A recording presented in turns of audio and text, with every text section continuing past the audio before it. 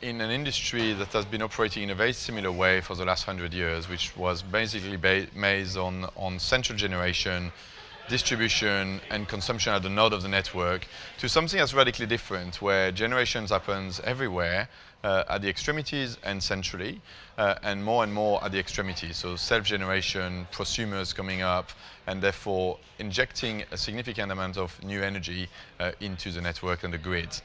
The additional complexity is most of that energy is intermittent, be it solar, be it wind, and that is quite different from the traditional constant and baseload energy that have been used in the central generation model.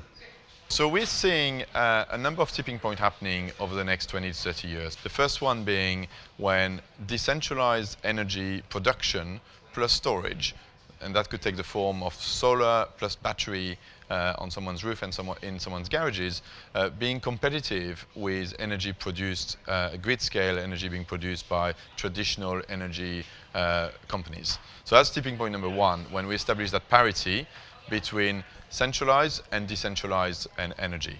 Tipping point two is when, effectively, from a mobility point of view and electrification of transport, we're starting to see a parity existing between electric vehicle and internal combustion engine vehicles. So basically, by 2025 to 2029, in the sort of next 10 years from now, we anticipate that there will be a complete parity in performance and in price between the two different kind of vehicle. Tipping point number three happens quite a bit later, in the sort of late 2030s and early 2040s in Europe, where we see the cost of generating electricity locally, so local generation, decentralized generation, being equivalent or cheaper to purely the cost of distributing and transmitting energy.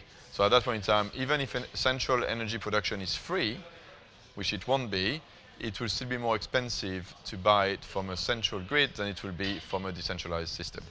If you're an energy retailer today or an energy company today, you're seeing a number of threats coming from a number of other industries that are wanting to come and eat your cake.